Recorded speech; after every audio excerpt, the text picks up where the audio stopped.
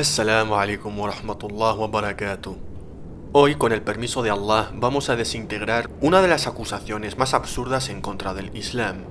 En Occidente, desde tiempos medievales, se ha difundido una calumnia que sostiene que cuando Muhammad sallallahu alaihi wasallam recibía las revelaciones atribuidas al ángel Gabriel, en realidad no se trataba de él, sino de un demonio o del mismísimo Satanás. Según esta acusación, el Corán sería un libro de origen satánico. Contrariamente a los islamófobos, no voy a apelar a emociones y argumentos falaces, sino a hechos claros y preguntas incómodas que los opinólogos del bar de Manolo no se atreven a responder, porque cuando se analiza el mensaje, la vida del profeta alayhi salatu wassalam y el contenido del Corán con honestidad, la acusación no solo resulta falsa, sino profundamente contradictoria, especialmente cuando la acusación viene de parte de los pauliteístas. وما تنزلت به الشياطين وما ينبغي لهم وما يستطيعون إنهم عن السمع لمعزولون فلا تدع مع الله إلها آخر فتكون من المعذبين. Este pasaje es suficiente para refutar la supuesta inspiración satánica del Corán, pero como siempre, aquí vamos a hacer un análisis profundo. Como dice la frase, una prueba es suficiente para un sabio, mientras que 1000 son insuficientes para el necio. Empecemos por los trolls del canal. No podían comentar sin hacer esta acusación. Aquí un par de ejemplos. Alá es Satán, el príncipe de las mentiras. Solo él comandaría a sus súbditos mentir, y Mahoma era el falso profeta de la Trinidad impía. El Islam es el peor cáncer del mundo. Esa falsa religión de inspiración satánica es una abominación, y Mahoma no era más que un asesino, bandido, fornicador, pecador y pederasta. El hombre se acerca a Mahoma y le dice, lee. Mahoma responde, no sé leer. El hombre le dice entonces, lee, en el nombre de tu Señor, que creó al hombre de un coágulo. Lee, tu Señor es el más generoso, que enseñó con el cálamo, enseñó al hombre lo que no sabía. Mahoma se asusta y se cubre la cara con las manos. No sabe qué está pasando. El hombre le dice, no tengas miedo. Soy Gabriel, el arcángel de Dios. He venido a traerte una revelación de Dios. Mahoma se calma y comienza a escuchar las palabras de Gabriel. El arcángel le habla durante horas, transmitiéndole las palabras de Dios. Mahoma escribe todo lo que Gabriel le dice. Cuando Gabriel se va, Mahoma está exhausto, pero también lleno de alegría. Sabe que lo que ha experimentado es algo especial. Ha recibido una revelación de Dios, y su vida nunca volverá a ser la misma. Mahoma regresa a casa y le cuenta a su esposa, Jadilla, lo que ha sucedido. Jadilla lo cree y lo apoya. Ella le dice que Dios lo ha elegido para ser un profeta, y que su mensaje cambiará el mundo. Mahoma comienza a predicar el mensaje de Dios. Al principio, solo predica a sus amigos y familiares. Pero, poco a poco, su mensaje comienza a extenderse. Mahoma se convierte en un líder religioso y político influyente, y el Islam se convierte en una de las religiones más importantes del mundo. Dice que Muhammad sallallahu alaihi wasallam se puso a escribir el Corán en la cueva donde recibió su primera revelación, una revelación que duró horas en esa cueva. Yo creo que cuando canales anti-islam se ponen a hablar de nuestra religión, se van inventando mentiras sobre la marcha, porque ya me diréis de dónde saca que Muhammad alayhi salatu wassalam se puso a escribir el Corán en la cueva. ¿Acaso llevó pergaminos? ¿Llevó tinta y pluma? Es más, ¿acaso sabía leer y escribir en ese entonces? Además de soltar mentiras, también se van creando falacias de hombre de paja como esta. La interpretación musulmana. Los musulmanes responden a estas críticas señalando que las revelaciones de Mahoma están de acuerdo con las enseñanzas del Islam. Ellos creen que las revelaciones cristianas son las que están equivocadas.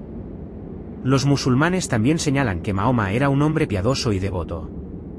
Creen que es poco probable que haya sido engañado por Satanás. Dice que nosotros creemos poco probable que haya sido engañado por Satanás. Esto es una falacia de hombre de paja en toda regla. Lo dice para dar alguna posibilidad a su acusación, cuando en realidad ningún musulmán cree que sea poco probable. Es que para nosotros es inconcebible, ya que sabemos con pruebas evidentes que es imposible. La cuestión de la fe. En última instancia, la cuestión de si Satanás se le apareció a Mahoma o no es una cuestión de fe. No hay pruebas definitivas que apoyen ninguna de las dos teorías. Al final, su conclusión es que todo es una cuestión de fe. No hay evidencias ni para demostrar que fue el arcángel Gabriel y tampoco hay evidencias para demostrar que fue Satanás. Si reducimos todo a una cuestión de fe ciega, aquí cualquiera puede afirmar cualquier disparate y alegar que tiene derecho a creer en ello porque, al fin y al cabo, es cuestión de fe. Los musulmanes rechazamos tajantemente las acusaciones y creencias inventadas que no tienen ningún fundamento. Ahora llega el plato fuerte. La acusación paulinista popularizada por polemistas se basa en una lectura sesgada y descontextualizada de algunos hadices donde Muhammad sallallahu alaihi wasallam, tras la primera revelación, se asusta, tiembla y huye aterrorizado.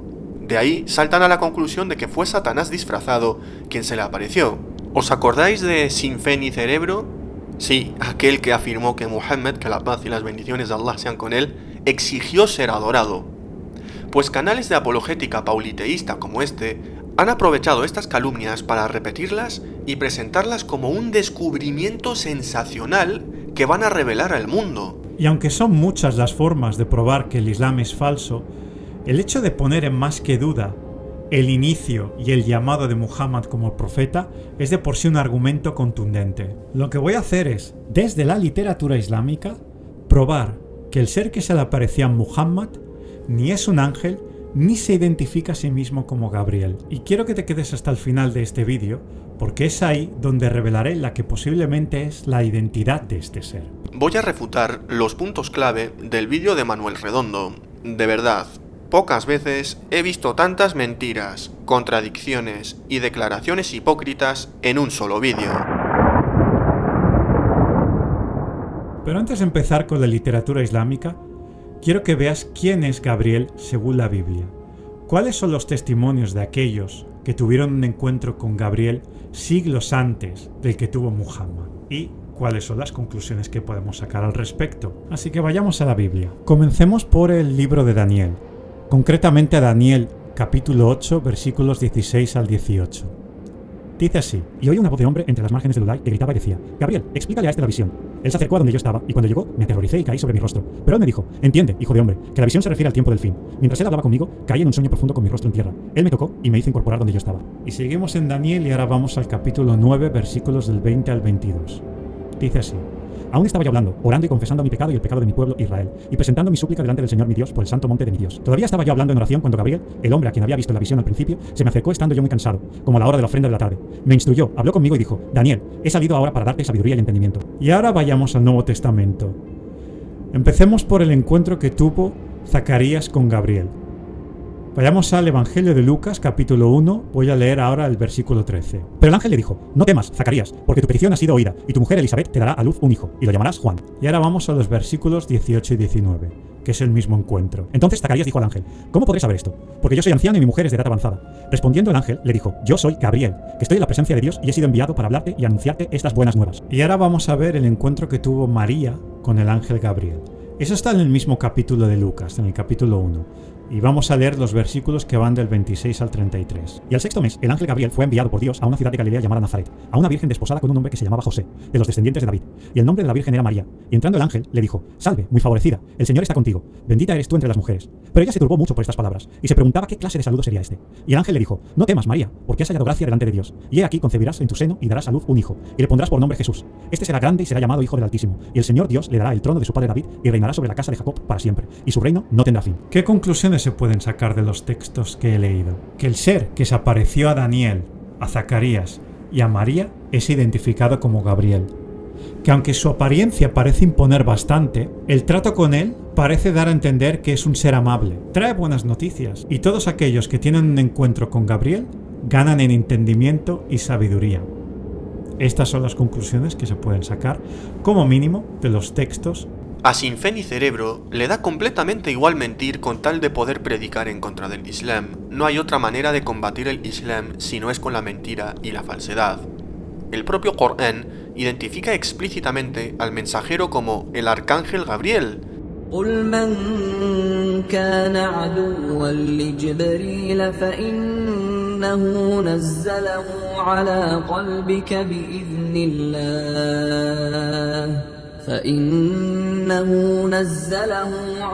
قلبك بإذن الله مصدقا لما بين يديه وهدى وبشرى للمؤمنين.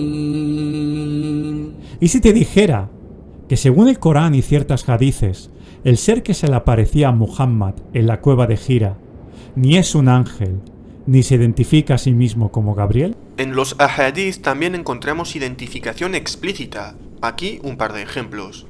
El profeta alayhi salatu wassalam les habló sobre la noche de su ascensión a los cielos. Dijo: entonces Gabriel me tomó y ascendió hasta llegar al segundo cielo, donde pidió que se abriera la puerta. Pero le preguntaron: ¿quién es? Gabriel respondió: soy Gabriel.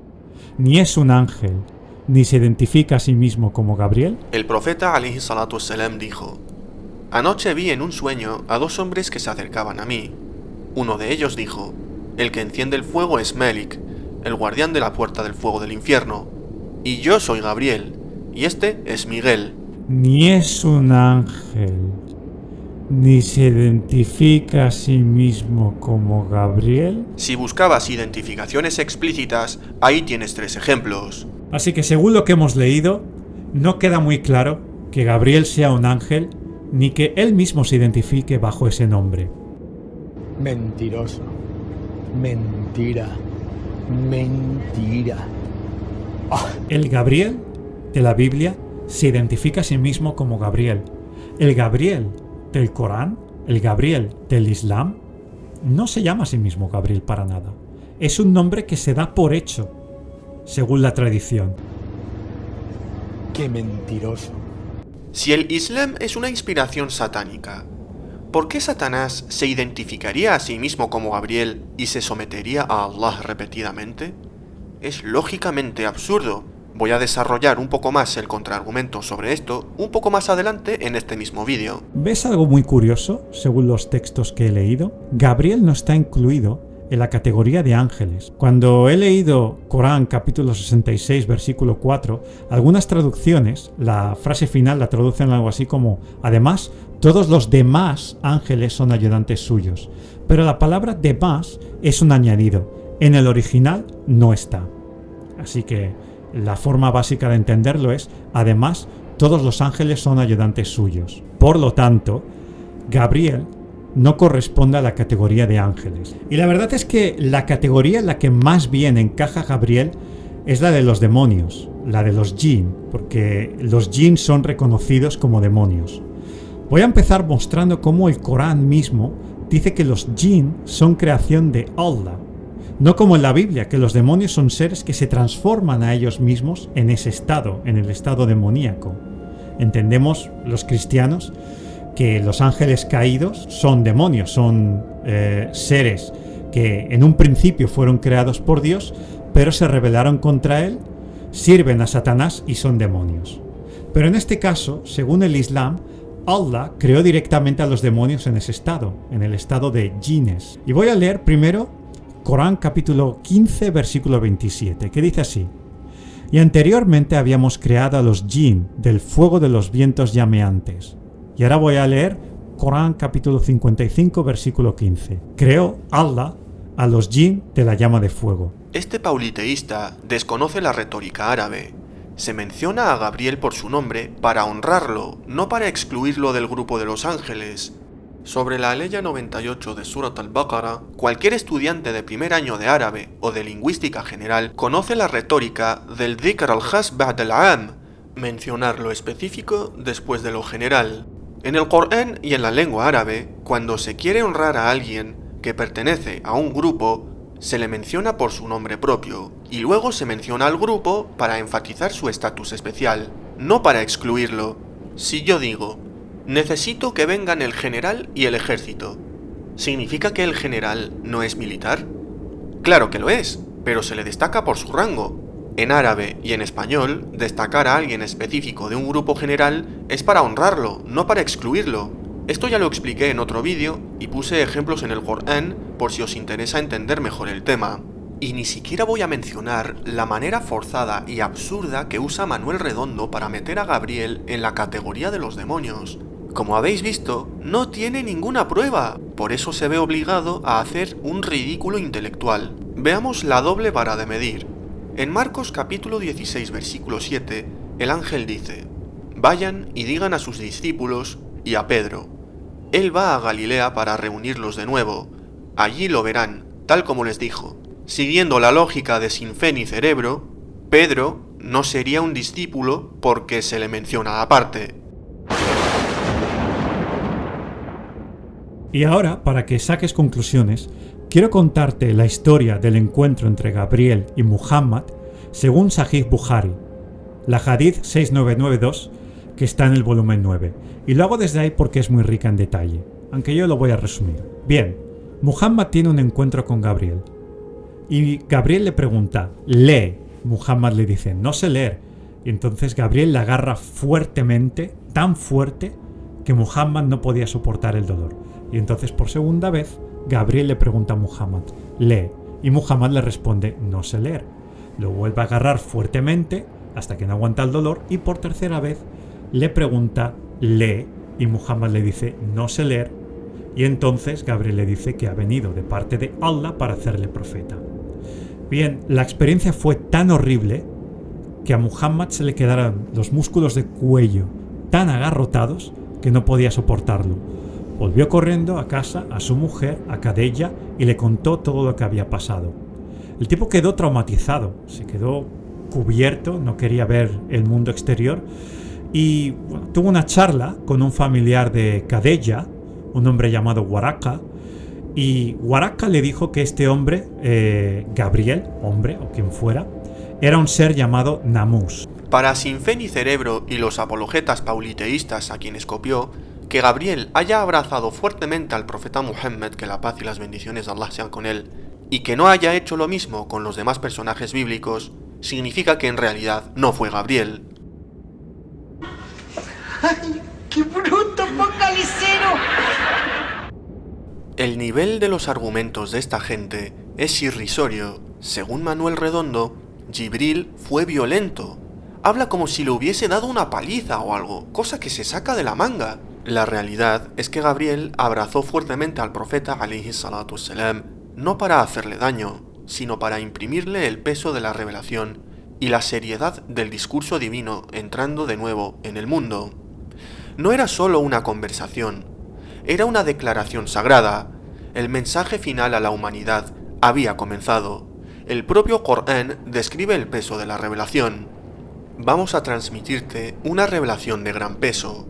Si hubiésemos hecho descender este Corán sobre una montaña, la verías someterse humildemente a Allah y resquebrajarse por temor a Él, y exponemos ejemplos como este a los hombres para que reflexionen sobre ellos y crean. Si hasta una montaña se desmorona bajo su peso, imaginaros el corazón que tuvo que cargarlo. El miedo inicial del profeta alayhi salatu wassalam confirma su veracidad. No estaba buscando ser profeta ni estaba fingiendo. Fue una reacción humana honesta ante un encuentro sobrenatural inesperado. La experiencia inicial de terror es idéntica a las teofanías bíblicas. El propio Manuel Redondo expone Daniel capítulo 8, donde vemos claramente que no fue un encuentro amable, sino un colapso físico total donde Daniel se aterrorizó. Inmediatamente contrasta el pasaje con Daniel capítulo 9 para argumentar que al final ganó en sabiduría y entendimiento.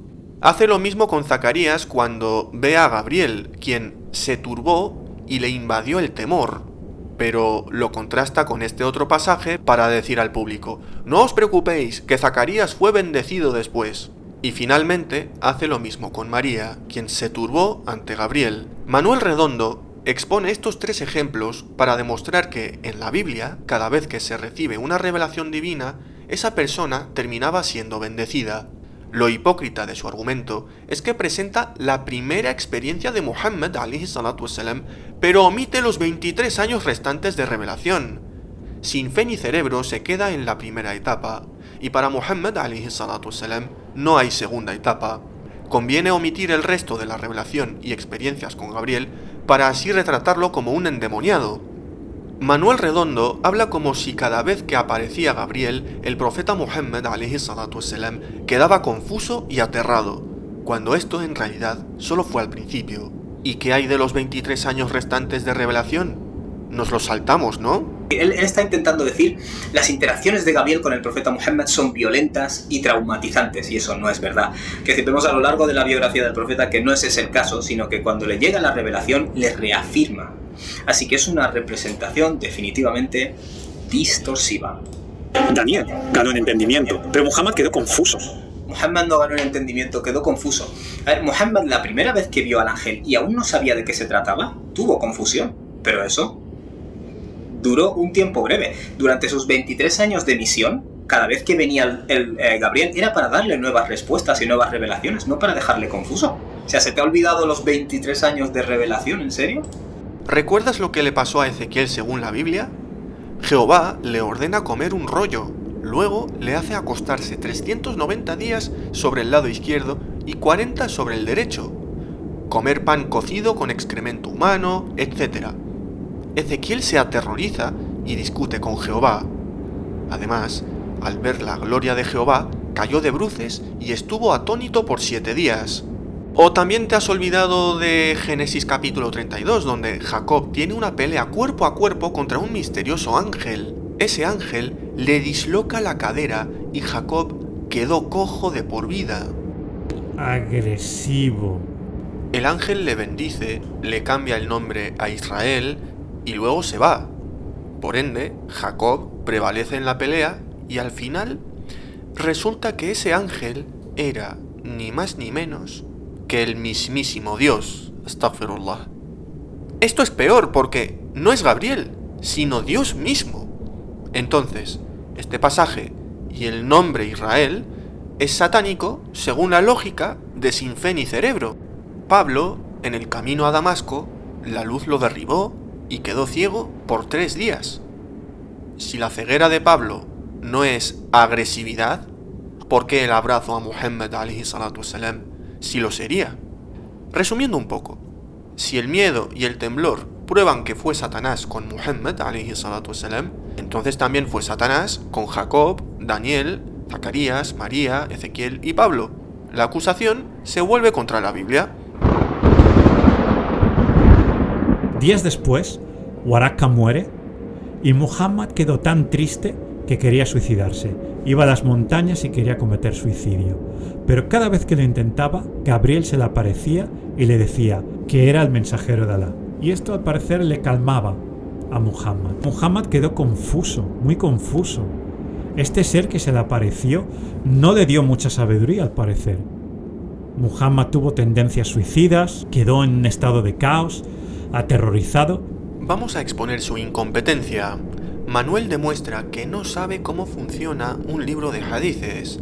Él se piensa que todo lo que está escrito dentro de las tapas de Sahih al-Bukhari es un hadiz auténtico del profeta, que la paz y las bendiciones de Allah sean con él. Su acusación se basa en una lectura deshonesta y en un desconocimiento de las ciencias islámicas. Además, analicemos una parte importante del hadiz al que hace referencia. Pero al cabo de unos días, Waraka murió y la inspiración divina también se detuvo durante un tiempo. El profeta ﷺ se entristeció tanto que, según hemos oído, intentó varias veces arrojarse desde lo alto de las montañas, y cada vez que subía a la cima de una montaña para arrojarse, Gabriel se le aparecía y le decía: «Oh Muhammad, tú eres verdaderamente el mensajero de Allah», tras lo cual su corazón se tranquilizaba, se calmaba y regresaba a casa. Aunque el hadiz completo es auténtico y tiene una cadena continua de narradores fiables, las palabras relacionadas con el supuesto intento de suicidio no forman parte de esa cadena. Dichas palabras son de Az-Zuhri, uno de los narradores, y no transmitidas directamente desde el inicio de la cadena. Destaca la expresión «fima balagana», que significaría algo así como «según hemos oído». Esto indica que lo que se relata no procede de una transmisión directa, sino de un relato anónimo de oídas, lo que en la ciencia del hadith descarta su fiabilidad. Ibn Hajar al-Asqalani, rahimullah, comentó sobre esto: quien dice «según hemos oído» es Zuhri. Esto significa que esta frase, que nos ha llegado dentro del relato sobre el mensajero de Allah, alayhi salatu wassalam, forma parte de los informes no atribuidos directamente de Az-Zuhri y no está conectada plenamente. Los eruditos del hadith consideran poco fiables las narraciones no enlazadas, especialmente las atribuidas de forma indirecta a Az-Zuhri. Hasta orientalistas deshonestos e ignorantes como Alfred Guillaume, a quien ya he refutado en mi canal, saben explicar el significado de estas expresiones en la historiografía islámica. Aquí dice que la expresión conlleva más que una insinuación de que la afirmación puede no ser verdadera. En la expresión fima balagana subyace una indicación de reserva, sino de escepticismo. El mismo relato aparece en Sahih al-Bukhari y otras múltiples colecciones de hadices, y ninguna de ellas incluye las palabras sobre supuestos intentos de suicidio, pese a que muchas proceden del mismo narrador, Az-Zuhri. Vamos a ver Manuel Redondo. Un investigador serio sabe distinguir entre el metn y el comentario de uno de los narradores. Tomas un rumor insertado por un narrador que Bukhari incluye, sí, pero no autentifica como dicho del profeta alayhi salatu wassalam, y lo vendes como una verdad teológica. Confundes un rumor débil mencionado en un comentario de un narrador con un dogma religioso atribuido de manera auténtica al profeta alayhi salatu wassalam. Otra cosa, hermanos, ¿por qué creéis que no muestra el hadith en pantalla? Porque omite convenientemente lo esencial. El mismo hadith que relata agregando mentiras a conveniencia continúa con el testimonio de Waraqa ibn Nawfal, quien era escriba y traductor de las escrituras, quien confirmó inmediatamente que era Gabriel. Tras el primer encuentro, Khadija radiyallahu anha llevó a Muhammad alayhi salatu wassalam donde Waraqa, quien dijo: y este es el mismo Namus, es decir, Gabriel, que Allah envió a Moisés. Desearía ser joven y poder vivir hasta el día en que tu pueblo te expulse. Un cristiano, conocedor de las escrituras, identifica al mensajero que se le apareció a Muhammad sallallahu alayhi wasallam como el mismo Gabriel enviado a Moisés alayhi salam. ¿Crees que un erudito cristiano de la Meca, conocedor de las escrituras, confundiría a Gabriel con Satanás? Manuel trata constantemente en todo su vídeo de describir a Gabriel como un ser, así, tal cual, para generar intrigas sobre su identidad. No menciona a su público que Waraqa lo identificó al instante como Gabriel, el mismo ángel enviado a Moisés. Ahora veamos la doble vara de medir de Manuel.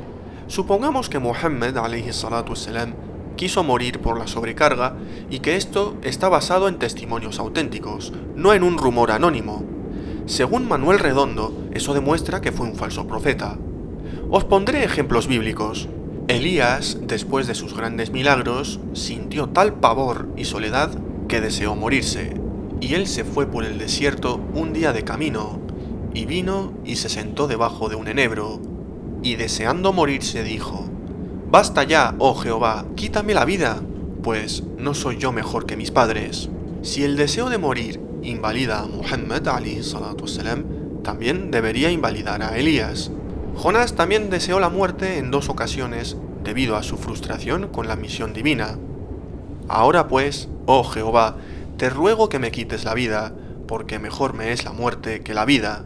Sansón, aunque no era profeta, derribó el templo sabiendo que iba a morir. Técnicamente es un suicidio. Sin embargo, los pauliteístas no lo rechazan como hombre de Dios. La Biblia no lo condena. Es más, en Hebreos capítulo 11 es mencionado con elogios.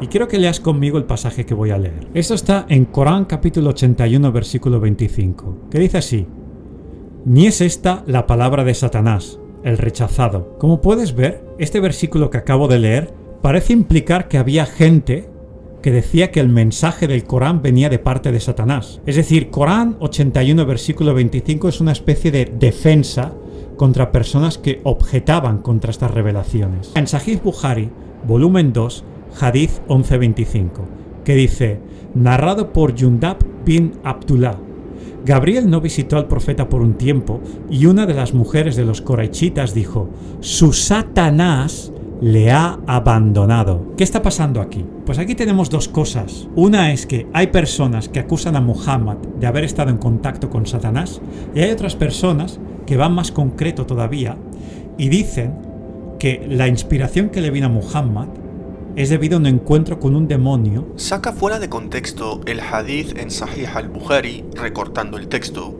Él recorta el hadith y expone solo esto, pero si lo leemos completo, cambia todo. Gabriel no vino al profeta alayhi salatu wassalam durante algún tiempo, y entonces una de las mujeres de los Quraysh dijo: su Satanás lo ha abandonado. Entonces llegó la revelación divina: juro por las primeras horas de la mañana y por la noche cuando lo cubre todo con su oscuridad, que tu Señor, oh Muhammad, no te ha abandonado ni te detesta. Además, sin fe ni cerebro, le da credibilidad a una acusación de una pagana. Siguiendo esa lógica, también debemos darle credibilidad a las acusaciones que se les hicieron a los profetas y hombres de Dios según el relato bíblico. Moisés y Aarón son acusados falsamente por Coré y su grupo de exaltarse indebidamente y usurpar autoridad espiritual. Acab acusa a Elías de ser el causante de la desgracia de Israel, cuando en realidad el problema era la idolatría del rey. El pueblo judío es acusado falsamente por Amán de ser rebeldes y peligrosos para el reino. Jeremías es acusado falsamente de merecer la muerte por profetizar contra Jerusalén. Amós es acusado de conspiración y traición por Amasías ante el rey, tergiversando su mensaje profético. Jesús es acusado falsamente de ser glotón, bebedor y amigo de pecadores. Los escribas acusan a Jesús de blasfemia por perdonar pecados. También es acusado por sus enemigos de ser un endemoniado en Juan capítulo 10 versículo 20.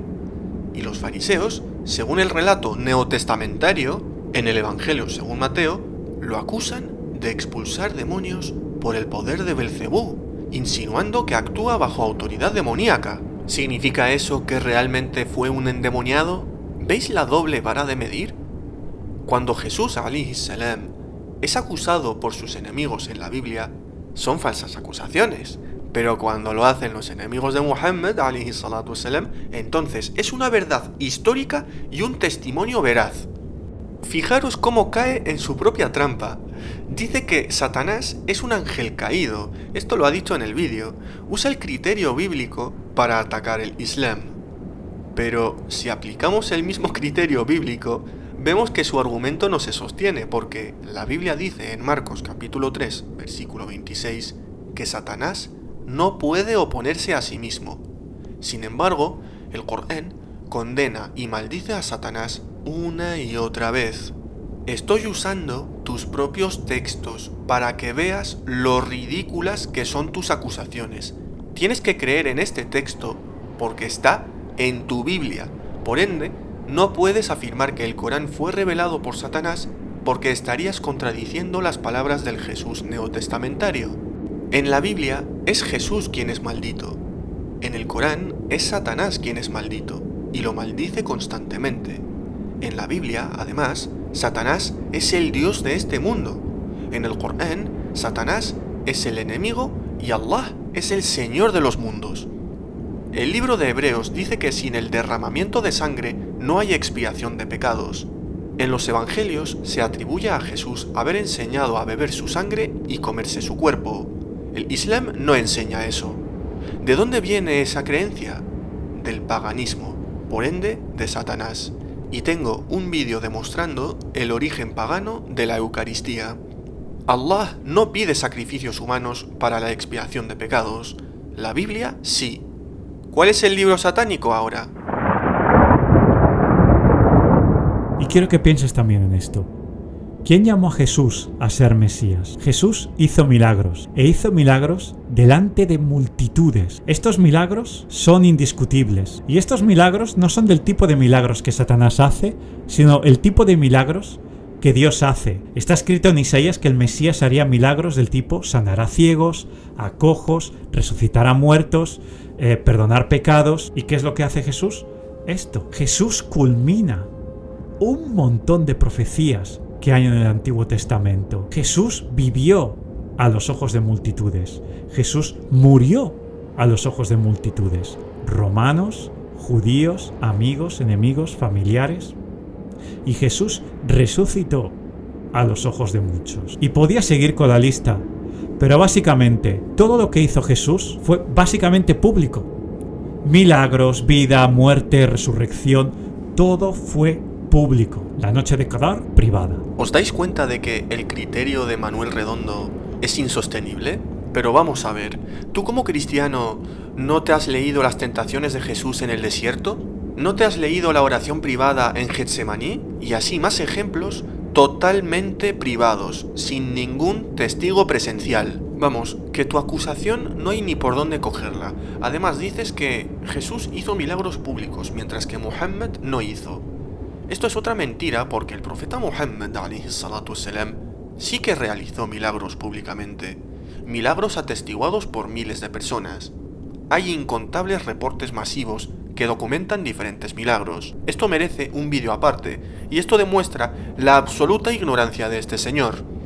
Es que siempre terminamos siendo generosos con estos difamadores. Supongamos que no hizo ningún milagro, vale, te doy la razón, no hizo ningún milagro. En el hipotético caso, para este farsante es una prueba de que no fue profeta. Vale, usemos esa lógica con un ejemplo bíblico. Según el Nuevo Testamento, Jesús dijo que no hubo hombre nacido de mujer más grande que Juan el Bautista. Sin embargo, la Biblia dice explícitamente: mucha gente fue a verlo y decían, de veras, aunque Juan no hizo ninguna señal milagrosa, todo lo que dijo este hombre era verdad. Si Juan el Bautista es un profeta legítimo sin hacer milagros públicos, Muhammad ﷺ también puede serlo bajo el mismo criterio bíblico, suponiendo que Manuel Redondo tiene razón en su falsa acusación. Que la inspiración que le vino a Muhammad es debido a un encuentro con un demonio llamado Al-Abyad. Verás, hay un demonio que aparece los lunes que se llama Al-Abyad, que viene a significar algo así como el blanco, aunque se dice que es una especie de figura negra como el carbón, algo así un poco confuso. También es conocido por el nombre de Abu an-Nur, padre de luz. Su nombre coincide con los que se aplican a un ser llamado Iblis. Este ya es su remate final. Él se cree que con esto terminó de demoler el Islam. Su argumento intenta vincular la revelación del lunes con un demonio llamado Al-Abyad. ¿Pruebas? Ninguna. Bueno, sí que tiene una prueba. Esta foto de un manuscrito medieval. Manuel Redondo lo presenta como prueba porque ¡oh, mirad! Hay letras en árabe y representaciones de unos seres con cuernos. Y es que además se pone a sacar conclusiones sesgadas y falsas. No existe ninguna conexión con la teología islámica entre el lunes y un demonio. Es una burrada y no figura en ningún texto de jurisprudencia o credo islámico. Es una fuente falsa. Esta historia de Al-Abyad no proviene ni del Corán ni de los hadices auténticos. Proviene de libros de folclore, demonología popular o fuentes débiles que citan rumores. Basar un argumento teológico en cuentos populares o fuentes rechazadas es académicamente deshonesto. Los grandes muhaddithin y mufassirin han mencionado el tema del supuesto demonio Al-Abyad solo para ser criticado, no para ser creído. Que hayan mencionado esos rumores no significa que estén confirmándolos. Fijaros lo fuerte que es el Islam y el miedo que nos tienen, que tienen que basarse en fuentes anónimas de folclore para atacar la veracidad del mensaje de Muhammad sallallahu alaihi wasallam. No es difícil averiguar de dónde copió y pegó la desinformación. Una rápida búsqueda expone la deshonestidad de Manuel Redondo, quien otra vez queda expuesto como mentiroso y manipulador. Y es que al final de su vídeo dice que deja el link en la descripción para ver las pruebas. El enlace es una página de fandom, una wiki colaborativa generada por usuarios donde cualquiera puede editar contenidos relacionados con criaturas fantásticas, mitología, leyendas y folclore, no con textos clásicos o con fuentes religiosas primarias y fiables. Y en la descripción del propio vídeo dice: En este vídeo muestro cómo desde la propia literatura islámica la identidad del famoso ángel Gabriel en el Islam muy probablemente no sea ni un ángel ni se llame Gabriel. Es más, hacia el final del vídeo muestro lo que probablemente sea la identidad de este ser. Fijaros que ni siquiera él está convencido del argumento, porque utiliza 2 veces la palabra probablemente. Y como bien sabemos, la palabra probablemente no indica certeza ni autenticidad demostrada. Los mismos pauliteístas que dicen que Muhammad alayhi salatu wassalam fue engañado por Satanás, aceptan sin problema que Pablo vio a Jesús resucitado en el camino a Damasco. Vamos a utilizar exactamente la misma metodología deshonesta que ellos utilizan en contra del Islam. Pablo dijo, y no es maravilla porque el mismo Satanás se disfraza como ángel de luz. Ángel de luz. Curioso. Muy curioso. Sigamos con la lógica pauliteísta. Mas yendo por el camino, aconteció que al llegar cerca de Damasco, repentinamente le rodeó un resplandor de luz del cielo. Manuel Redondo, aplicando tu propio criterio, a Pablo se le apareció Satanás, quien se hizo pasar por Jesús. Pero los predicadores del mal no vais a aceptar esta conclusión con Pablo, ¿verdad? Aquí otro ejemplo más claro todavía. Pablo escribe: para evitar que me volviera presumido por estas sublimes revelaciones, una espina me fue clavada en el cuerpo, es decir, un mensajero de Satanás, para que me atormentara. 3 veces rogué al Señor que me la quitara, pero Él me dijo: te basta con mi gracia, pues mi poder se perfecciona en la debilidad. Por lo tanto, gustosamente presumiré más bien de mis debilidades, para que permanezca sobre mí el poder de Cristo. Entonces Pablo afirma haber recibido revelaciones extraordinarias y al mismo tiempo dice que fue atormentado por un mensajero de Satanás. Sin embargo, el cristianismo no concluye que Pablo estuviera poseído ni que sus revelaciones fueran satánicas. Por ende, usar experiencias espirituales intensas, temor inicial o sufrimiento como prueba de supuesta posesión demoníaca en el caso de Muhammad alayhi salatu wassalam no es un criterio coherente, ya que ese mismo criterio descalificaría a Pablo de Tarso. Este es un ejemplo claro que expongo para rematar el culmen de la hipocresía de este mentiroso del canal de Sin Fe ni Cerebro. William Montgomery Watt escribió: suponer que Muhammad era un impostor plantea más problemas de los que resuelve. Además, ninguna de las grandes figuras de la historia es tan mal valorada en Occidente como Muhammad. Los escritores occidentales se han inclinado en su mayoría a creer lo peor de Muhammad y siempre que una interpretación objetable de un acto parecía plausible, han tendido a aceptarla como un hecho. Por lo tanto, no solo debemos reconocer a Muhammad su honestidad e integridad esenciales, si queremos comprenderlo en absoluto. Si queremos corregir los errores que hemos heredado del pasado, debemos, en cada caso concreto, aferrarnos firmemente a la creencia en su sinceridad hasta que se demuestre de manera concluyente lo contrario. La acusación de Satanás disfrazado de Gabriel es una calumnia medieval sin base alguna. Ningún académico cristiano contemporáneo mínimamente respetado la defiende. Solo aparece en apologética evangélica de Internet de baja calidad. Una defensa que usan mucho los apologetas pauliteístas es el criterio de Jesús en Mateo capítulo 7, donde dice que por sus frutos los conoceréis. Ahora bien, el fruto es el Corán, que maldice a Satanás decenas de veces. Los frutos del árbol es el mensaje recibido radicalmente antisatánico. El Corán ordena adorar exclusivamente a Allah y rechazar a Satanás a lo largo de todo el libro. Llama a Satanás enemigo declarado. Prohíbe la magia, la adivinación y todo lo que los demonios aman. Considera la adoración de ídolos o la asociación de copartícipes a Allah como el mayor pecado de todos. Promueve la justicia, la caridad obligatoria, la honestidad comercial, la liberación de esclavos, el perdón. transformó totalmente la moral de Arabia, pasando del politeísmo más crudo al tawhid absoluto, y esto es incompatible con una inspiración satánica. ¿Entregaría Satanás un libro que llama a la adoración de un solo Dios, al rezo regular, al ayuno, caridad, énfasis en la veracidad, humildad, compasión, advertencias contra sí mismo y toda una serie de obligaciones contrarias a su naturaleza? El Corán no glorifica a Satanás, lo maldice y lo declara como enemigo de la humanidad. Os hago estas preguntas y reflexionad con sinceridad. ¿Por qué iba Satanás a llamar a los árabes paganos a adorar al Dios de Abraham, alayhis salam? ¿Por qué Satanás iba a prohibir el infanticidio que practicaban algunas tribus árabes? ¿Por qué iba Satanás a unificar a los árabes y acabar con las incesantes luchas sanguinarias y absurdas que tenían entre ellos?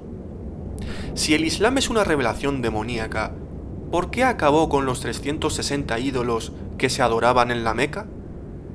El Islam prohíbe la magia, la astrología, la hechicería, etc.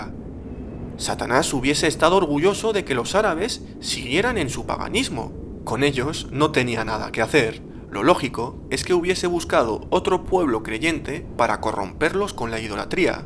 El Islam prohíbe el adulterio, el consumo de embriagantes, la usura, la adoración de ídolos, el asesinato, etc. Satanás lo permitiría. Por lo tanto, Satanás nunca produciría un libro que lo maldice y lo combate durante 23 años. Este es el argumento más devastador y al que ni un solo polemista ha podido responder nunca con sinceridad. Otra pregunta clave sería: ¿actúa Satanás en la Biblia como alguien que ordena al ser humano al conocimiento divino y a la sumisión a Dios? ¿O más bien como alguien que tienta al pecado y a la desobediencia, como dice Génesis capítulo 3 o Mateo capítulo 4?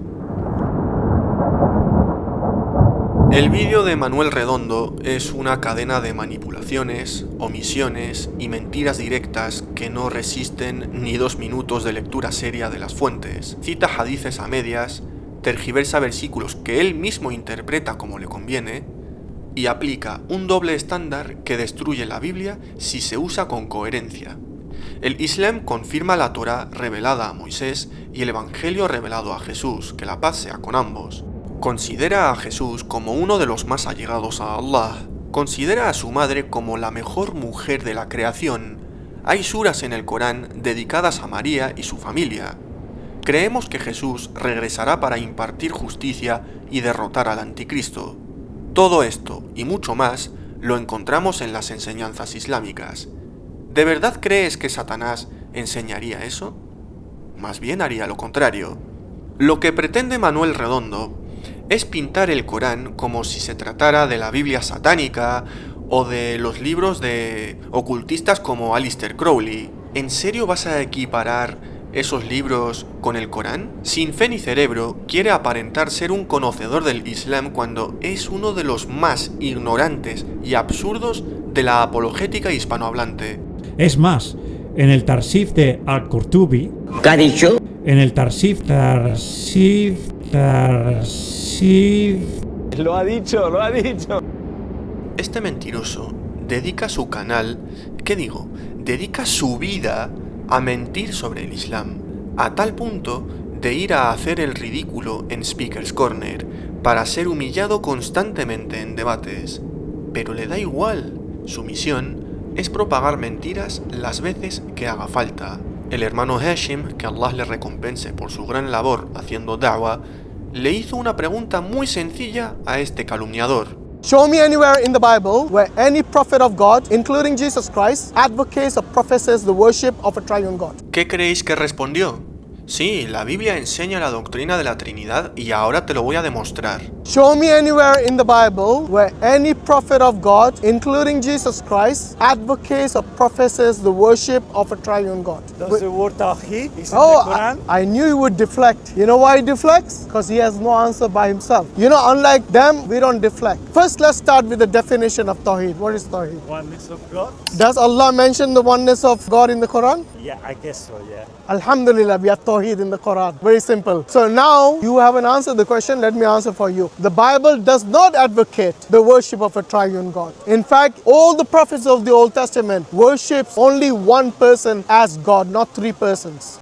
La acusación de posesión demoníaca no resiste un análisis serio. Es una calumnia medieval reciclada por polemistas que nunca han leído el Corán ni los hadices en contexto ni las fuentes cristianas paralelas. Cualquier persona que la mantenga después de ver este vídeo está actuando de mala fe. Supliquemos para que Allah guíe a los cristianos sinceros. Amén. Espero que os haya gustado el vídeo y que sobre todo os haya resultado de beneficio. Assalamu alaikum wa rahmatullah wa barakatuh.